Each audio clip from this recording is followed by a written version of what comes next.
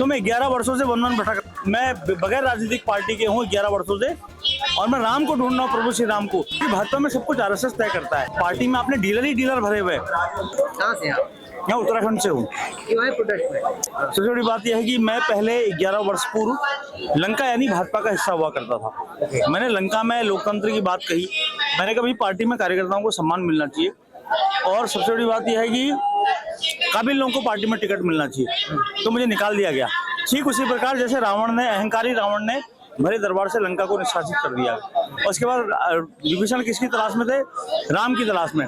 तो मैं 11 वर्षों से वन वन भटक रहा हूँ, यानी कि मैं बगैर राजनीतिक पार्टी के हूँ 11 वर्षों से, और मैं राम को ढूंढ रहा हूँ, प्रभु श्री राम को, कि हे प्रभु श्री राम, आखिर आप हो कहाँ? आप वन में हो, आप अयोध्या में हो, या आप राजनीति में हो? क्योंकि भाजपा आपको राजनीति में ले आई है, जो कि बहुत दुर्भाग्यपूर्ण है। और हे प्रभु श्री राम, आप जहाँ भी हो, आप मेरे मन की बात सुनिए और मुझे संकेत दीजिए, ताकि मैं आपकी शरण में आ सकूं, आपके दर्शन कर सकूं। जय श्री राम। आज प्रोटेस्ट का 6वां दिन है, क्या लगता है हल निकलेगा? अब देखिए, जो लोग कुंभकर्ण की नींद सो रहे हो, अब मैं पीछे दिखाना चाहूंगा। राजपाट नहीं संभल रहा तो राजगद्दी छोड़ दो। मैंने ये नहीं लिखा इस्तीफा दे दो, मैंने लिखा कि राजपाट छोड़ दो। राजपाट के भी अपने आप को राजा समझते हैं। क्या लगता है गद्दी छोड़ेंगे? जो अपने आप को राजा समझ रहा हो, कहाँ गद्दी छोड़ेगा? वो तो सोच रहा है कि मेरे पिताजी भी राजा थे, मेरे दादा भी राजा थे, मैं राजा हूँ। नहीं, इनकी मानसिकता है, और वो आरएसएस पृष्ठभूमि की, संघ पृष्ठभूमि की, उनको निकाल पाना बहुत मुश्किल काम है, क्योंकि भाजपा में सब कुछ आरएसएस तय करता है। वहाँ अगर आरएसएस कहेगा इस गधे को चीफ मिनिस्टर बना दो, गधा चीफ मिनिस्टर बन जाएगा। आरएसएस कहेगा इस गधे को मंत्री बना दो, गधा मंत्री बन जाएगा। गधे को प्रदेश अध्यक्ष बना दो, गधे को संगठन में ले लो, गधा बन जाएगा। क्या सब कुछ आरएसएस तय करता है। सरकारी तरफ से कोई बातचीत करने के लिए आगे आया?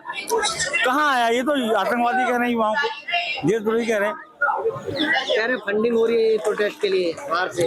क्या फंडिंग हो रही है बताइए ना? फंडिंग पैसे की होती है। भाजपा को कौन फंडिंग कर रहा है? सबसे बड़ी बात तो ये है ना, लाखों करोड़ उनके तो हर जगह, हर जिले में उनका कार्यालय है। हर जिले में, हर मतलब लगभग जिले में भी शायद 2-3 कार्यालय हो। बहुत दुर्भाग्यपूर्ण, और इतने हाईटेक कार्यालय बने हुए हैं, है ना। हर जगह फंडिंग खोज रहे हैं। आपकी फंडिंग कौन कर रहा है? सबसे बड़ी बात यह है ना, मतलब पार्टी में आपने डीलर ही डीलर भरे हुए, जो कि एक चीज, मतलब एक युवा आंदोलन कर रहे हैं, आप उनसे एक संवाद तक नहीं कर पा रहे हैं। आप लीडर होते तब संवाद करते ना।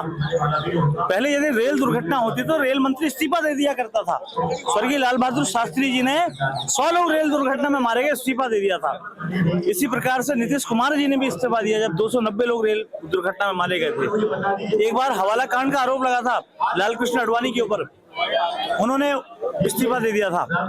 और एक फेयरफैक्स कंपनी, विदेशी कंपनी, जासूसी कंपनी, उसको बीपी सिंह, या रक्षा से संबंधित जैसे पनडुब्बी घोटाला हुआ था, उसकी जांच चल रही थी, उसको उसमें इन्वॉल्व कर दिया। तो विपक्षी दलों ने जब विरोध किया, उन्होंने भी इस्तीफा दे दिया। तो आप किस खेत की मूली है बताइए ना। सरकार आपकी बात मानेगी? मुझे लगता तो है माननी चाहिए, लेकिन अपने आप को राजा समझते हैं ना। कुंभकर्ण की नींद सोए हैं, तो इनको नींद से जगाना होगा। देश के युवाओं को क्या संदेश देना चाहिए? देश के युवाओं को ये संदेश देना चाहेंगे, सबसे पहले नशे को त्यागें। भगत सिंह ने कभी नशा नहीं किया, नेताजी सुभाष चंद्र बोस ने कभी नशा नहीं किया, जो हमारे आदर्श हैं। चंद्रशेखर ने कभी नशा नहीं किया। अगर नशा करते तो देश आजाद नहीं हो पाता। और दूसरी बात यह है कि ये आंदोलन आपके लिए है, युवाओं के लिए। आप लोग आगे आइए, और यहाँ जो छात्र जो आंदोलन कर रहे हैं, इनका आप सहयोग करिए, और निश्चित रूप से बता दीजिए कि इस देश का छात्र है, उसको गलत बयानी ना की जाए। आप शब्दों की गरिमा को इतना मत गिराइए कि बिल्कुल, मतलब आप जो मन में आ रहा है वो बोल दे रहे हैं। बहुत दुर्भाग्यपूर्ण है।